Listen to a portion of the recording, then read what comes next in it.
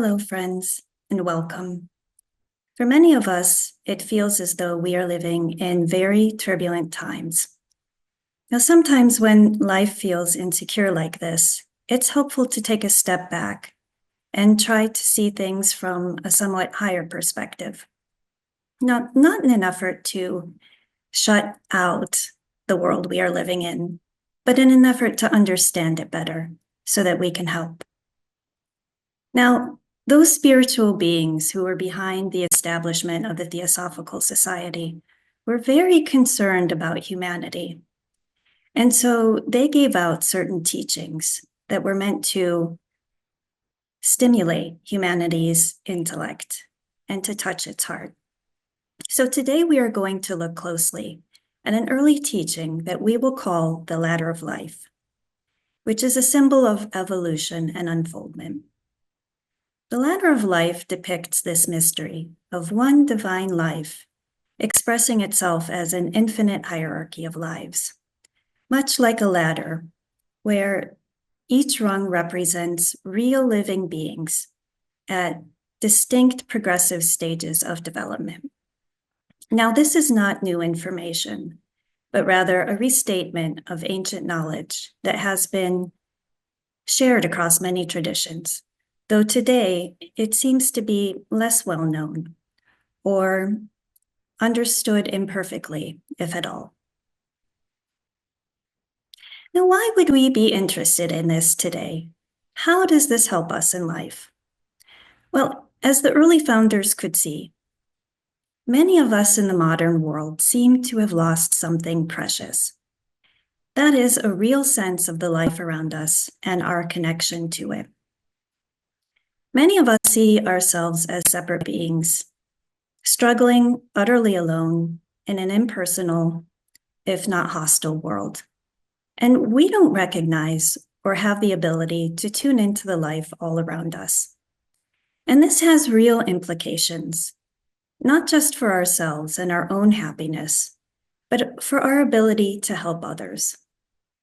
Life is all around us, but the question is, to what extent are we aware of it? So here is a very mundane example from my own life. Many years ago, I traveled to the island of St. John in the Virgin Islands for vacation. Now, St. John is a very special place because it is covered by 2/3 national park. And the place that I stayed was also very special because it was built to have the most minimal impact on the surrounding environment. The cabins were very rustic, and they were built on raised platforms to prevent erosion of the surrounding mountain. And the place was so wonderful that it seemed as though every rock and every plant in the place was sacred. Now, of course, on my first visit, not realizing how fresh air and sunshine can be natural disinfectants, the very first thing that I did was I took out a bucket with some water and some bleach that I had brought from home, and I proceeded to wipe down all of the surfaces in the cabin. And then, because we were told that the plants would be happy to have our wastewater, I ignorantly took that bleach water and I tossed it over the side of my balcony. And then, because I also had some food scraps with me, I tossed those over the side as well. And a short while later, I was surprised to hear rustling coming from the underbrush. And when I went to look over the side of the balcony, I was surprised to see hundreds and hundreds of hermit crabs coming out of the underbrush. And I can only tell you that when you see hermit crabs like this in their natural environment, they just strike you as incredible creatures. And as I watched them, I was hit with an immediate sense of wonder and remorse, because all along I had been surrounded by life and I hadn't known it. And in my ignorance, I had poured poison onto these beautiful creatures. So the trick is for us to open ourselves to the life all around us, to see it even when we don't think it's there, and then to understand it so that we can fulfill our proper role in the scheme. And this is where the ladder of life comes in. Now, as we said, the ladder of life is an ancient view that is shared among many traditions. Many of us are familiar with it, for example, in the hierarchy of angels of Christianity, for example. And there is also the ancient Greek idea of this hierarchy, sometimes referred to as the Hermetic chain. And this is particularly focused on the different classes of divinities or gods at the very top of the ladder, progressing down to demigods, heroes or heroines, sages, man, and beings below man in evolution, all coexisting in the universe. And the important thing here is that for the Christians and the early Greeks and the other people of the traditions that understood this teaching, these were all real living beings, not just personifications of forces. Helena Blavatsky, one of the founders of the Theosophical Society, validated this view in her influential book, The Secret Doctrine. She said, "The whole cosmos is guided, controlled, and animated by almost endless series of hierarchies of sentient beings, each having a mission to perform, and who, whether we give to them one name or another, and call them Dhyan Chohans or angels, are messengers in the sense only that they are the agents of karmic and cosmic laws." So what Blavatsky is saying here is essentially that our whole universe is alive. Because as she said, it is built up of and guided by actual living beings who are working according to laws. Or as she says elsewhere, according to a divine plan. Now, we commonly think of the universe as being built up of inanimate particles and guided by blind forces, and that life emerges only when conditions are ripe. But in fact, the idea here is that life is inherent in our system. The seeming inanimate particles are living beings, and the blind forces are too. And we call some of these beings by names, such as angels, and each has its purpose in the scheme. Now, if we could see clearly, behind each of these lives in our cosmos is said to be really just one divine life. Blavatsky says further, there is but one indivisible and absolute omniscience and intelligence in the universe. And this thrills throughout every atom and infinitesimal point of the whole finite cosmos. So Blavatsky says in The Secret Doctrine that from a certain perspective, everything can be reduced to one radical essential unity. And this is critical for us to keep in mind. No matter how advanced we become in our understanding of any topic, no matter how sensitive we become to the lives around us, any sense of division is ultimately misleading. Everything that we see, everything we feel, everything that we can think about is made up of beings who can be reduced to one universal field of life. And this indwelling life is in everything, even a speck of dust. In Theosophy, even an atom is considered a life. Now, returning to the cosmic hierarchy, Blavatsky says further, they vary infinitely in their respective degrees of consciousness and intelligence, and each of these beings either was or prepares to become a man, if not in the present, then in a past or a coming cycle or manvantara. They are perfected when not incipient men. So each of these beings that are expressions of the one divine life has a level of consciousness. Now, from our perspective, either infinitely high or infinitely low. And we see that man, or humanity, holds a special place in the middle, because she says that each of these beings either already was a human in some previous cycle or is preparing to become a human in a future cycle. So here she introduces the concept of evolution, an unfoldment, or a ladder of sorts. And she points to the idea that there is something special about this stage that we call human. So let's take our first look at the ladder of life as it is commonly dealt with in theosophical literature. So here we have the 7 kingdoms on the ladder of life, with humanity on the highest rung, followed by the animal, the plant, the mineral, and then 3 classes of elementals, elemental 3, elemental 2, and elemental 1. Now, we will look at each of these kingdoms from a different perspective in a moment.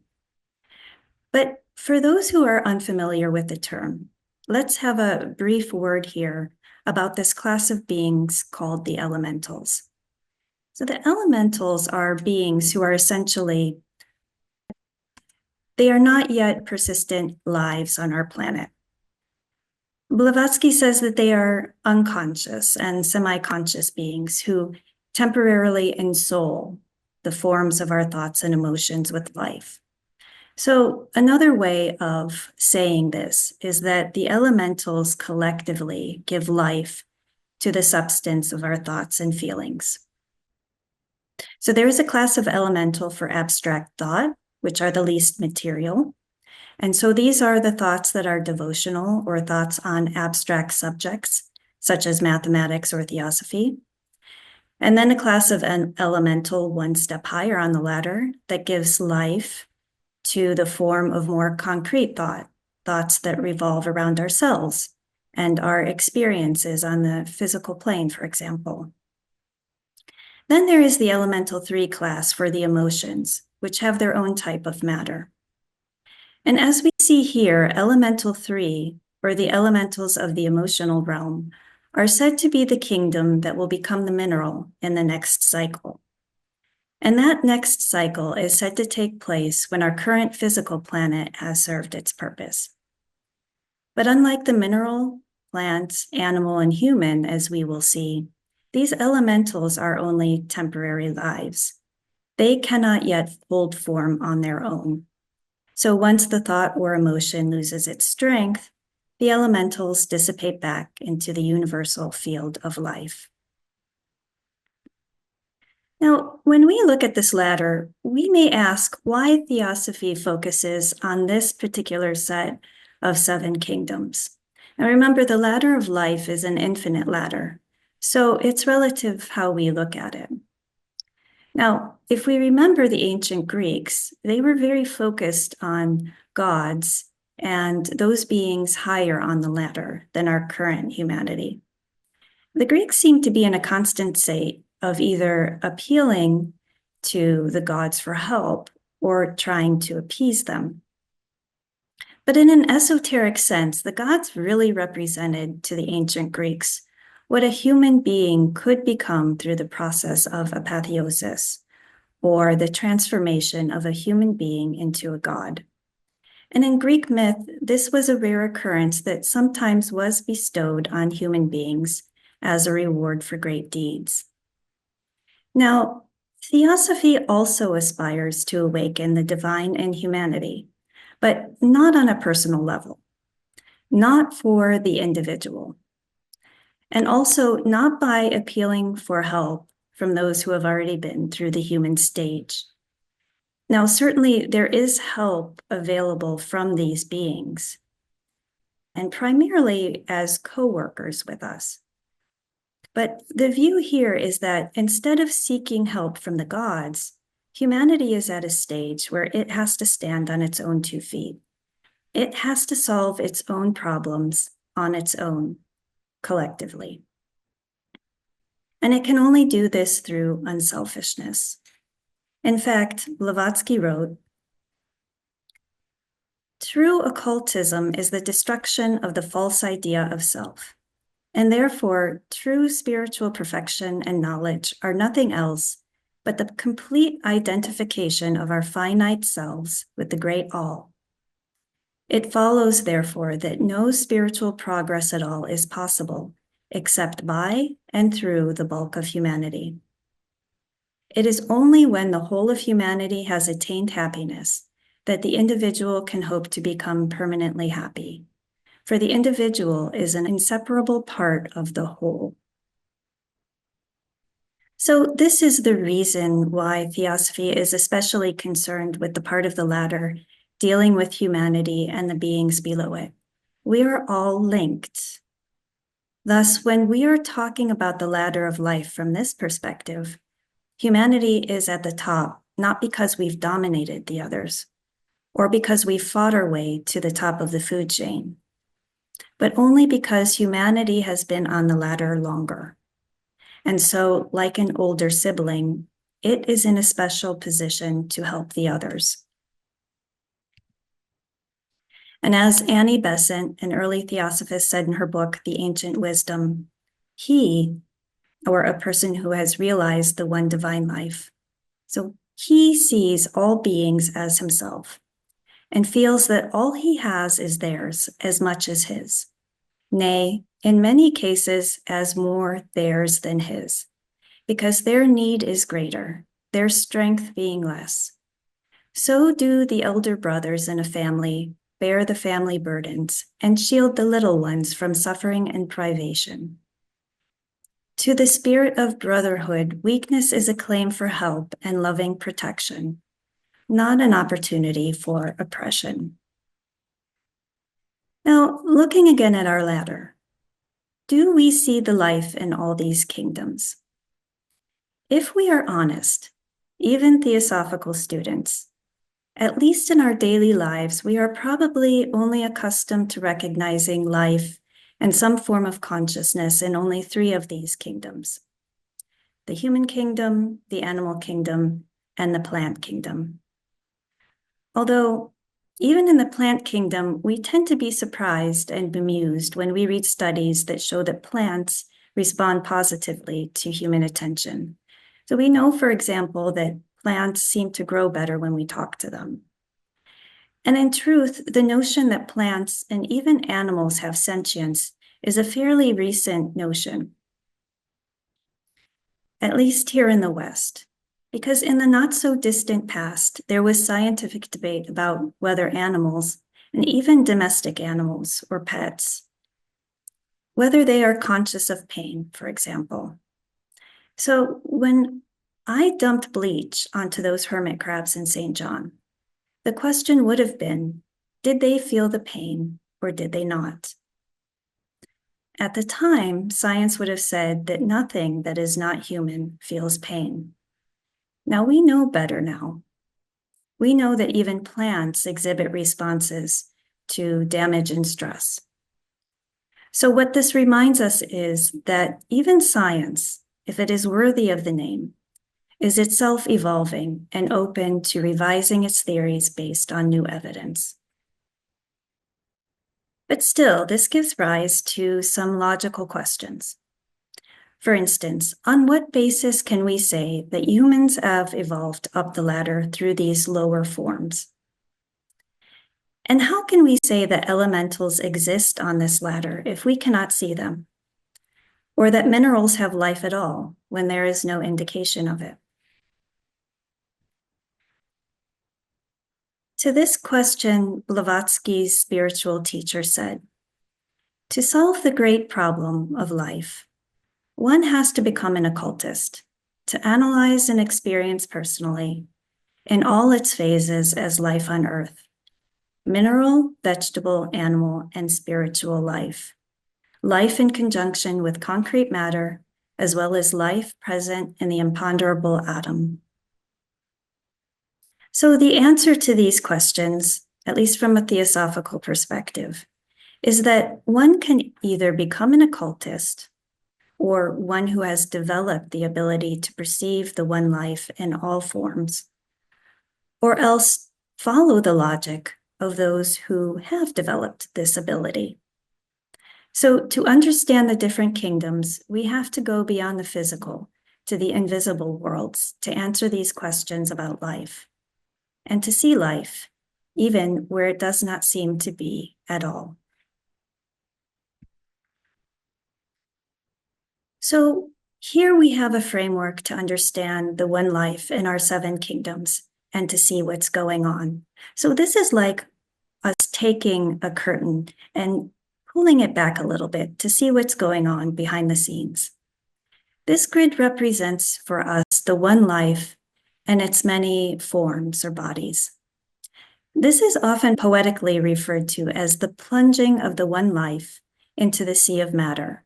So a process that represents it getting more and more involved in material manifestation and gradually shutting itself off from the divine consciousness, its true home from where it originated. So this grid also represents the ultimate goal of the one life, which is to return to spiritual consciousness.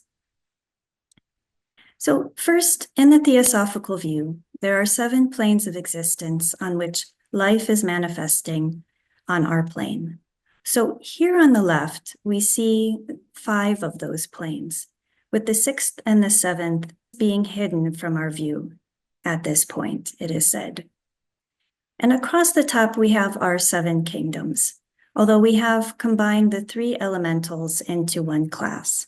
So at the top, we have the elementals, the mineral, plant, animal, and human kingdom. So let's talk briefly first about each plane. Now, the planes themselves are not separate, but interpenetrate one another. And as we move lower on the scale, the matter of the planes becomes more dense.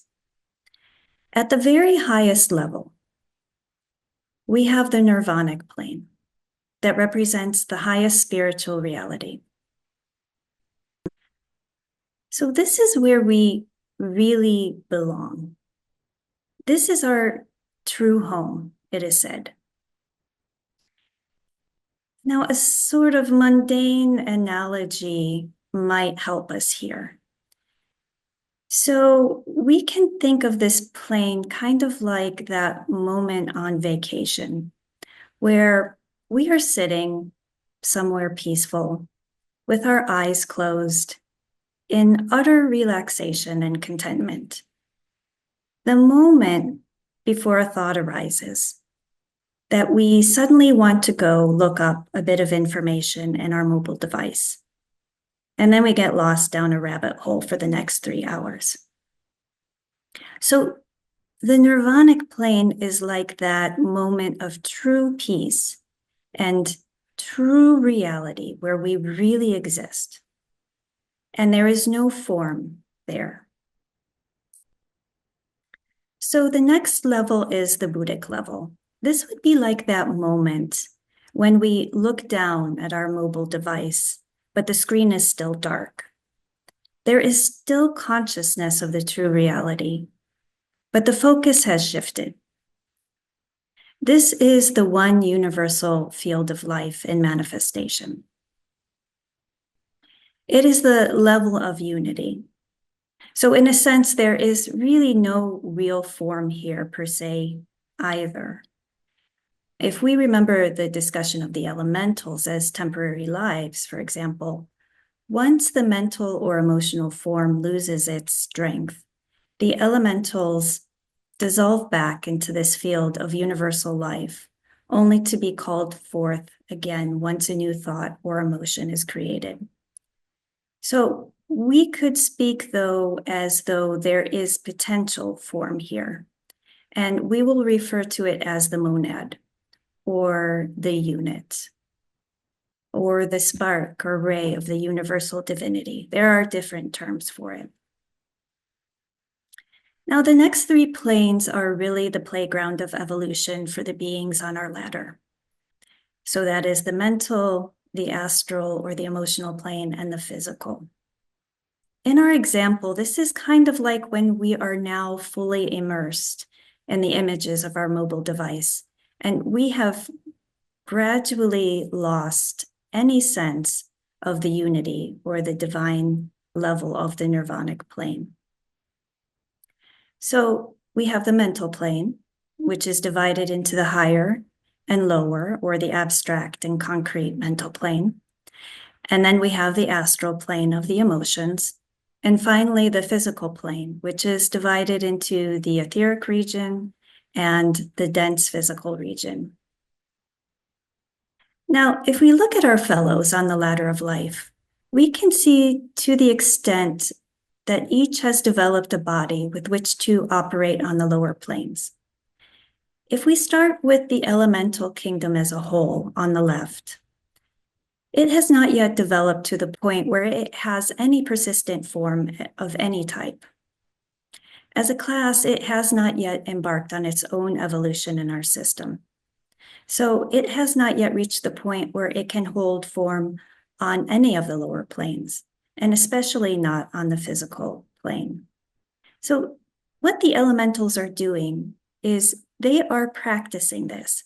They are practicing holding form. And when the most material of the elementals, which if we remember is the elemental 3, or the elementals of the emotions, when those can hold form on the dense physical plane, then they will be ready to graduate into the mineral kingdom. Now, moving on to the mineral class. When we think about a mineral, the one thing that we can say is that it has a physical form, certainly. And we will call this the dense body. Of course, the dense body is common to the other kingdoms too. So the plant kingdom, the animal kingdom, and the human kingdom all have dense bodies. If we did not have a dense body, it's not though that we would not exist, but rather we would be invisible to the physical realm. And so, in fact, it's said that on the earth today, there are numerous beings evolving parallel to us on our ladder that we are scarcely aware of, just because they do not have dense bodies, but they do exist. But returning to the mineral, when we think of a mineral or a rock, we see it holds a very simple physical form, especially compared to the others. The dense body of a mineral is vastly different from the dense body of a plant or an animal or even a human, who has the most complex, dense body of all. When we think of a rock, it doesn't seem to do anything as far as we can see. It shows no signs of life, meaning it doesn't move, it doesn't assimilate food, it doesn't propagate. So why would we say that it has any life at all? Well, in order to do these things, the rock would have to have a body to act on the next etheric plane of manifestation. And we will call this the vital or the etheric body. This is the body that expresses sentient life. Now, we should understand that it's not that the mineral does not have a vital body. That wouldn't be possible because it is said that the vital body also serves as the matrix of the dense physical body. Without a vital body, the rock would have no physical form at all. Okay, so we should understand that. But what we're saying rather is that the rock or mineral does not have a separate vital body of its own. Its vital body is still latent. It's really there in seed form, but it is undeveloped at this point. Similarly, we can see that the mineral also has not developed its own separate emotional body for the astral plane or the mental bodies either. Instead, the mineral is said to partake of the vital body of the earth itself, which is considered a living being also. And so it's said that if a rock is crushed to dust, the rock itself does not feel that action. Instead, it's said that the earth feels it. When the mineral develops its own vital body, though, life will then be ready to move on to the plant rung of the ladder. So next, if we look at the plant, we see that it has a more complex, dense body than the mineral. And it also has its own separate vital body too, but still no separate emotional or mental body. So the plant can grow and propagate, but like the mineral, it is incapable of feelings or desires or emotions. And it certainly cannot think. Similar to the vital body of the mineral, the plant is permeated instead by the emotional body of the planet. So it's said that we can clip the bud off of a flower, and the flower will feel no discomfort. But if the plant is pulled out of the earth by its roots, that action would be felt by the planet itself. So here we should be careful not to assume that there is no pain or outrage in nature when we harm it. Jeffrey Hodson, who was a clairvoyant theosophist, told a story once about looking out his window at an orchard as the fruit trees were being harvested. And he said that as he was observing and tuning into the life of the orchard, he was suddenly overcome by a distinct sense of discomfort and hostility coming from the trees themselves. He said it wasn't because the fruit was being harvested, because the trees would have given gladly of all that they had, but rather the hostility was coming because the harvester was taking the fruit without any acknowledgement of the life that was there. So we must remember and respect the unity of life in all of its forms. And at any rate, once the plant can hold together the form of its own separate emotional body, it will then be ready to graduate to the animal realm of the ladder. Next, when we look at the animal, we see that it has its own separate dense, vital, and emotional bodies, but no mental body like the human being. Of course, there is certainly difference between the emotional body of an animal and that of a human that should be mentioned here. So the animal emotional body is said to be built from the denser subdivisions of the emotional plane. So that's to say that the animal focuses on gratification of its lower desires. We can see this, for example, in the hermit crabs, who were very much focused on satisfying their desire for the food scraps that I had thrown out. And certainly there is a difference between the types of animals. We can compare the hermit crab and its desire for food to a cat, for example, who also desires food, but also demands the attention of its human person. Humans also have a mixture of the lower and the higher emotional realm. And it's said that as the human progresses through the school of life and learns from his or her experiences, that our desires become better and more pure. But here in our diagram, we see that only the human possesses its own separate, true mental body. And we see the development of both a concrete and abstract mental ability. Now, I know certainly here there will be some protests because what person can refute that certain animals, especially domestic animals, can think? Well, this is true.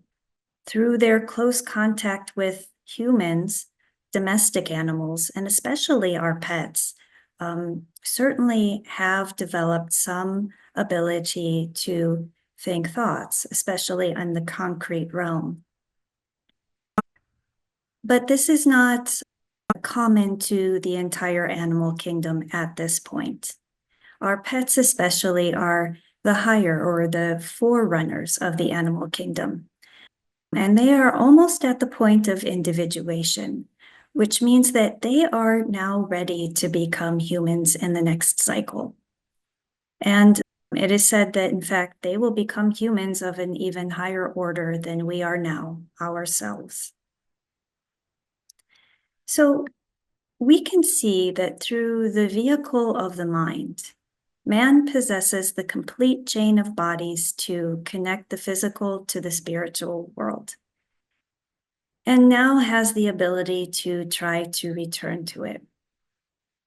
The animal still lacks one, the plant lacks two, and the mineral lacks three at this point.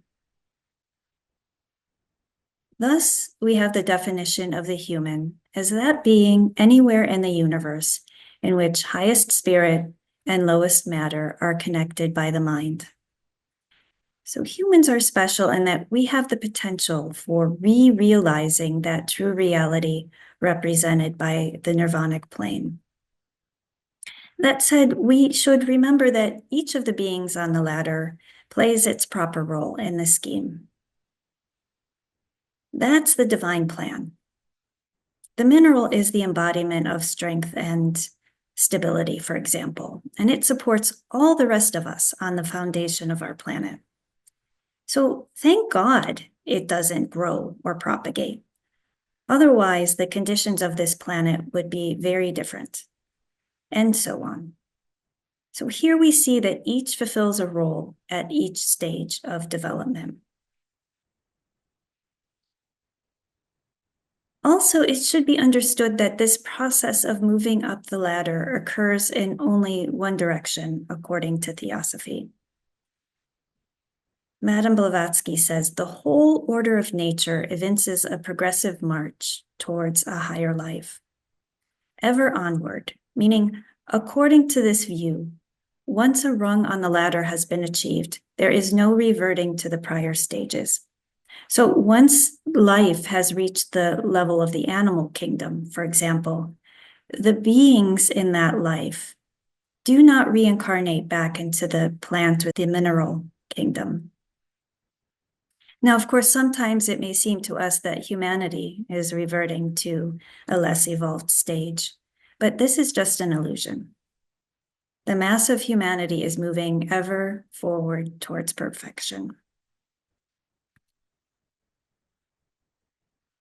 So to summarize, in order for each of the seven kingdoms to reach the next rung of the ladder, we see that the elemental three, or the elementals of the emotional realm, must first develop their own separate dense body.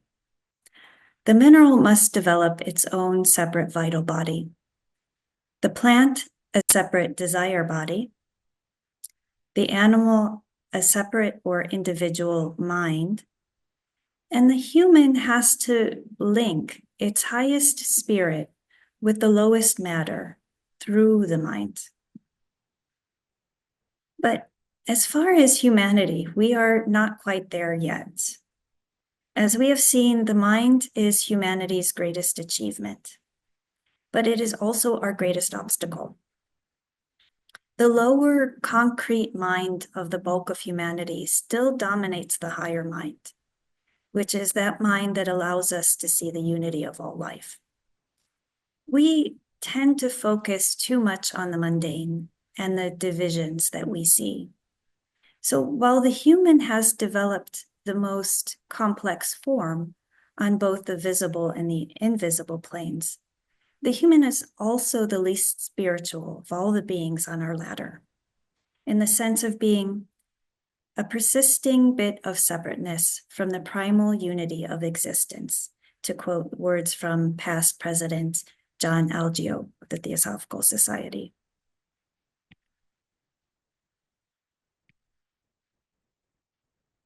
So how then do we develop the higher mind? In this regard, there is a very interesting principle at work here. On the ladder, it's said that the lower the grade of intelligence of the evolving being, the more dependent it is on outside help. Further, those beings highest on the ladder are especially responsible for helping the lowest by creating the conditions for them to manifest. So if we look at our ladder, what does this indicate? Of course, the human, as the highest, has the job of helping all the beings below him or her. But most especially, the human has responsibility for helping the lowest. And as we can see, the elemental one, or the elementals of the abstract mental field, are the lowest on our ladder. So this indicates that not only must the human develop the abstract mind to link with our higher spirituality, but it also has the duty of doing this to help the lowest elementals evolve their capacities at the same time. So this means that we have to give the elementals a little bit more exercise, because apparently they are not getting enough right now. So we see this linkage at work. By developing the link between our higher mind and spiritual nature, humanity is preparing to take the next step on the ladder. And through this activity is preparing the elementals to take their next step too. And in fact, the movement of all of these beings happens in tandem. It must happen at the same time. And humanity has to take the lead. Only when humanity has reached this point can we move on as a mass. So how do we give these abstract elementals more exercise? Well, we do this through any creative activity, or by studying abstract subjects such as music or mathematics or theosophy.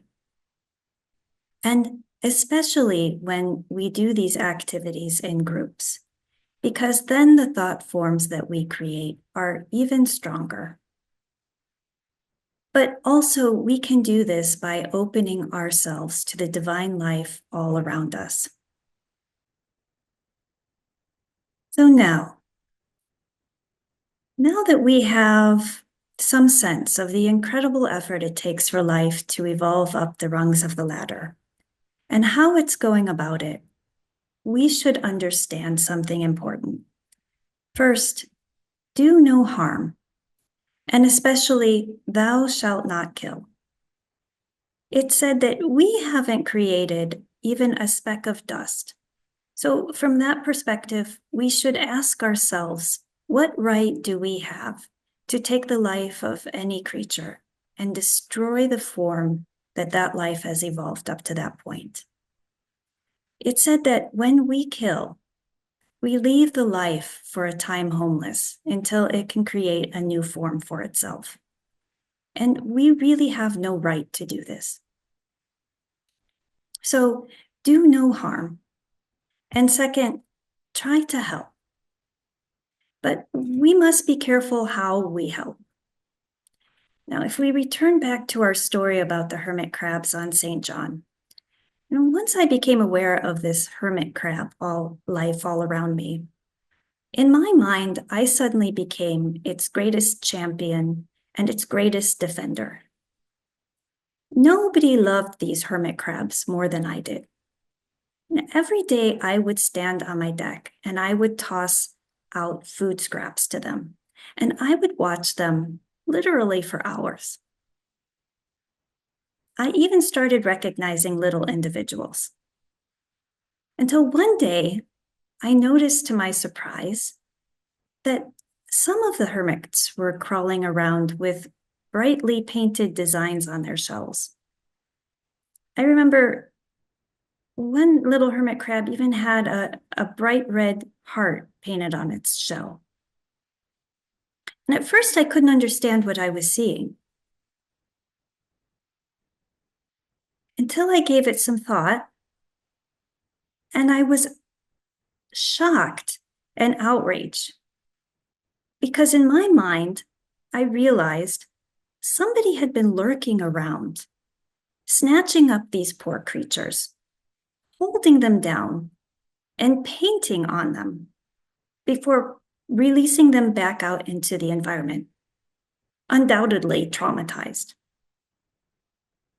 And I just couldn't believe that somebody would even think about doing something like this. I was so angry, and I stewed about this for quite a long time. In fact, I almost went and complained to the camp management. I was so upset. Until one day, it struck me out of the blue. Nobody was skulking around my cabin, kidnapping hermit crabs and assaulting them. That was all in my head. That was my mind creating a story of outrage. Instead, what was happening is that some nice person had been painting those pretty little shells and then leaving them out for the hermit crabs as an offering to pick up if they so chose, which they did, because apparently hermit crabs do like a stylish shell. So in fact, there was someone out there who loved those hermit crabs even more than I did, and loved them more unselfishly to boot. So the lesson here is watch the mind, see what it does, remember how divisive it can be. And remember, a helpful attitude is one that doesn't impose, it offers. It unselfishly helps establish the conditions for life to evolve. And finally, see the sacred all around. Now, we may think we have to go somewhere special to tune into the life all around us, like I did when I went to that special place on St. John, which, by the way, is no longer even there, sadly. Though again, even this is a reminder that according to Theosophy, all forms are transitory, even the ones that help us grow spiritually. What's important is the experience that is gained there. So the point is, we don't have to go somewhere special to see the sacredness of life. We have it all around us. Some of us already know this. So let this be a validation for you. The sacredness of life is all around. For others, this whole perspective may seem a bit childish, or maybe like wishful thinking. That's perfectly fine. Theosophy demands no blind belief from anyone. It just invites us to see the world a little differently and to try these ideas out for ourselves. So notice the life around you. Be a helper of it. Tomorrow, pick one thing. When you're watering your plant, for example, water the life within it. Acknowledge it. See how it's doing.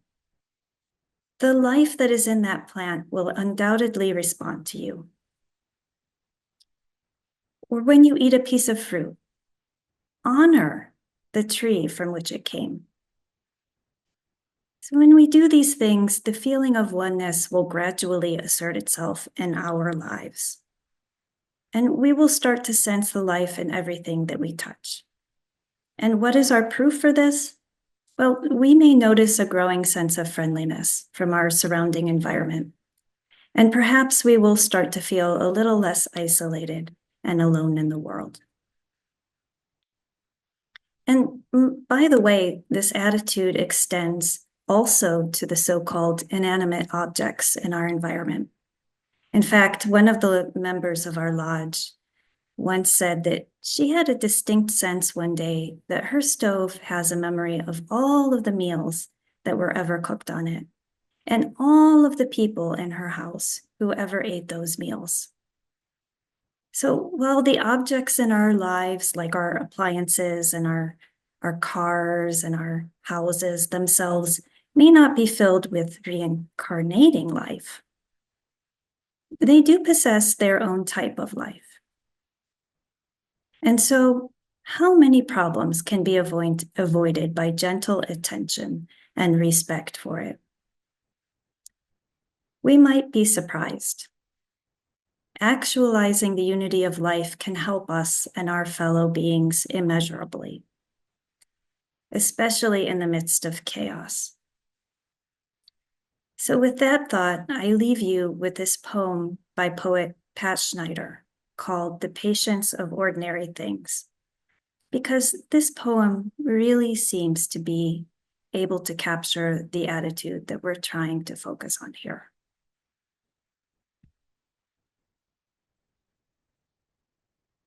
The patience of ordinary things. It is a kind of love, is it not?